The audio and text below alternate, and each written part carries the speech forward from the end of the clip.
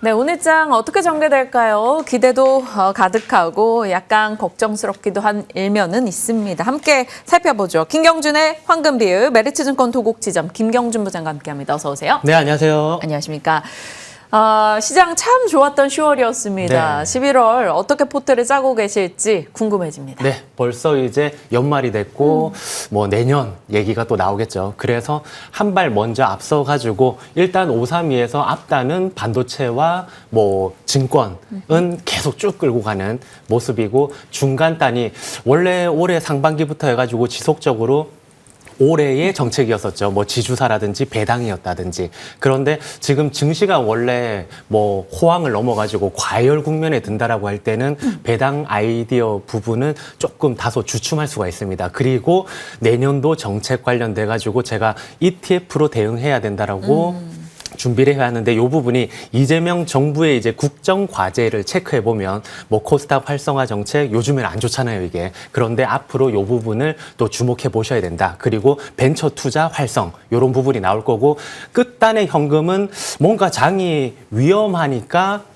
피하자라는 의미가 아니라 이 앞단에서 원래 수익률이 치고 올라가면 전체적으로 그 이익 난 부분을 조금씩 익절을 해 나가자라는 의미입니다. 그래서 결국 시장의 중심은 SK하이닉스가 있었고 10월에도 SK하이닉스의 월간 상승률이 60%, 삼성전자는 30%였죠. 그래서 시가총액 상승에 이바지한 부분이 SK하이닉스가 가장 높았습니다. 그러면 지금부터 해가지고 4천 위인데 지금부터 해서는 어떤 투자를 해야 되느냐.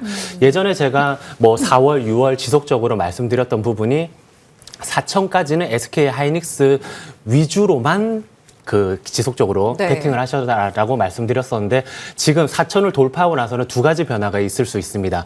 삼성전자의 귀환. 그래서 지금 요 바로 전에 그 전 거래일 날에 삼성전자 쪽으로는 외국인의 매수가 들어오면서 뭐 젠슨왕 효과도 있었지만 지속적으로 외국인 매수가 들어오면서 3% 정도의 상승이 보였었는데 SK하이닉스 쪽은 요 차트의 맨 밑단을 보시면 외국인 매도가 나오면서 조금 주춤하는 모습이 보이거든요. 네. 그렇기 때문에 SK하이닉스의 가파른 상승세가 잠시 숨고르기에 들어가면서 삼성전자 위주로다가 신규 자금이 쏠릴 수가 있다. 그런 부분들 하나가 이제 4,000포인트 위로 갈 때의 이제 변화인 거고 나머지 중에 하나는 초대형주 위주로 꾸려졌던 상승률 게임이 이제 대형주 그리고 뭐 중형주 땅까지 확산될 수 있다. 이렇게 보시면 되십니다. 지금 그런데 하나 제가 번외적으로다가 허심탄회하게 말씀드리면 실제 그 뭐 초중순에 SK하이닉스를 스터디 모임이 있거든요. 뭐 서울, 경기, 뭐 아니면 동탄 이런 쪽에서 반도체 위주의 스터디 모임이 있는데 이게 애널리스트, 전직 애널리스트 아니면 매니저 출신들이 그 한다거나 아니면 전업 투자로 굉장히 돈을 많이 버신 분들. 그래서 최소 가입 금액을 살짝 물어봤어요. 그러니까 300억이라고 하더라고요. 그런 분들이 한 25만 원 정도에서 SK하이닉스를 굉장히 공격적으로 신용 몰빵 또는 CFD를 이용해가지고 굉장히 공격적으로 들어갔습니다. 그분들처럼 지금에서야 뭔가 레버리지를 이용했거나 내가 이거 못 먹었어 하면서 뒤늦게 수익률을 쫓아가려고 지금에서야 뭔가 SK하이닉스로 막 달려들기에는 신규 매수자분들에게는 조금 불편하다라는 말씀을 전해드립니다. 그리고 증권 같은 경우에는 제가 조금 반도체보다는 오히려 더 끌고 가셔라라고 말씀드리는 부분이 주식시장의 과열은 결국은 자본시장 호황을 이제 의미하는 거거든요. 그렇기 때문에 지속적으로 증권, 은근히 YTD 수익률이 증권 반도체 왔다 갔다 해요. 그렇기 때문에 좋고 지금 제가 체크해 본 바로는 10억 이상 이제 금융자산이 충분히 많으신 분들의 자산 상승폭이 몇 년 내에 한 30% 이상 증가가 됐다. 그리고 패밀리 오피스라고 해가지고 초고액 자산가들의 자금을 관리해주는 쪽에 그 1번 삼성증권을 보시면 예탁자산 300억 이상이라고 찍히잖아요. 이게 예전에 2010년에 개설이 됐었는데 이 당시에는 30억이었거든요. 이 폭이 굉장히 늘어났다. 그러면 뭐 투자 예탁, 고객 예탁금 그리고 초고액 자산, 레버리지성, 신용의 증가 이런 것들로 인해 가지고 증권 섹터는 지속적으로 좋게 보여집니다. 네.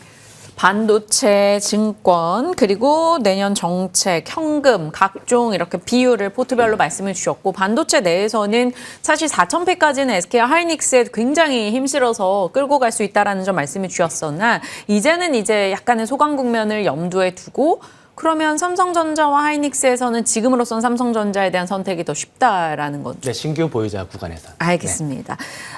그리고 이제 약간의 완전 초대형주에서 약간 한 단계 내려온 중형주 혹은 중대형주 중심의 관심도 확장해 볼 수 있다라고 얘기 주셨습니다.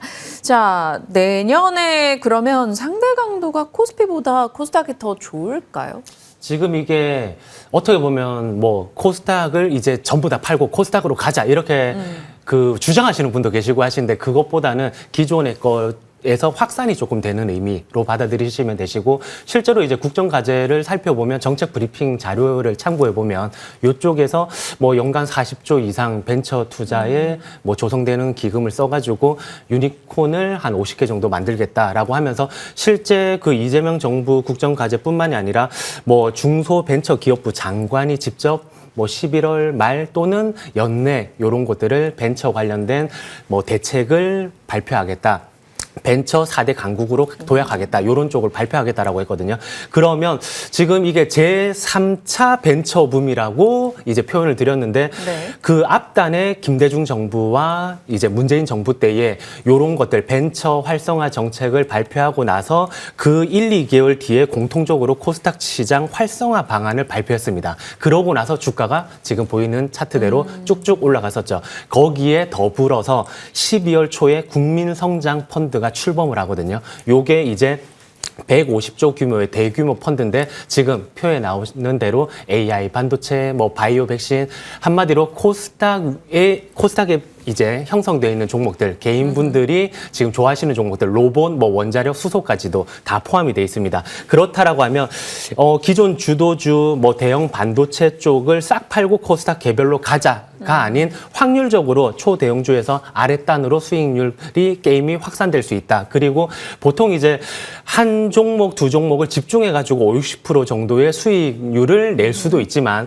그 포트폴리오의 10분의 1에 해당되는 10%를 500%로 먹어가지고 전체 포트폴리오를 50%로 달성할 수도 있거든요. 그렇기 때문에 내년도부터는 이런 부분도 유념해서 보셔야 된다라는 말씀 전해드립니다. 네.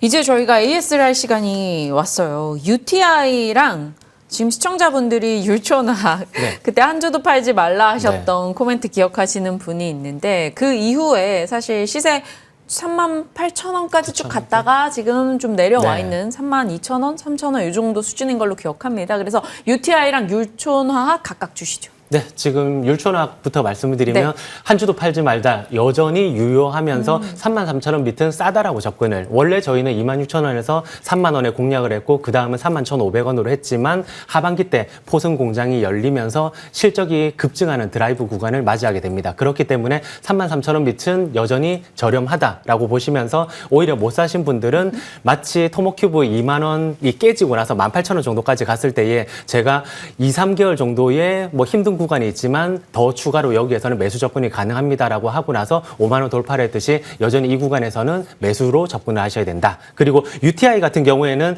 제가 10월 2일 중요 공시다라고 말씀드리면서, 이제 베트남 종속회사의 100억 이상 신규 투자가 UTG 전용 공장으로 집행이 됐다라고 네. 말씀드리면서, 향후 빅딜이 있을 거다라고 말씀드렸는데, 요 바로 정거래일 날인 지난주 금요일 날에 빅딜이 나왔습니다. 지금 520억 원을 특정인 대상으로 CB가 발행됐거든요. 그런데 요 주체를 보면 한국자산관리공사예요. 이게 그 기획재정부 산하에 있는 공기업, 결국 캠코가 최대 주주로 있으면서 이쪽을 투자를 했는데, 요 밑에 이 자금을 그럼 어디에 쓰느냐라고 봤을 때에 100억은 유리기판이라든지 폴더블 쪽에 인건비라든지 뭐 개발비로 쓰고, 420억을 요 설비 구축에 투자를 합니다. 그런데 투자 기간을 보시면 11월 당장 요번 달부터 내년 3월 이미 이 판이 짜여져 있다는 거죠. 이렇게 타이트한 설비 구축 일정과 큰 자금, 그리고 최대 주주 구성까지도 완벽하게, 그리고 마지막으로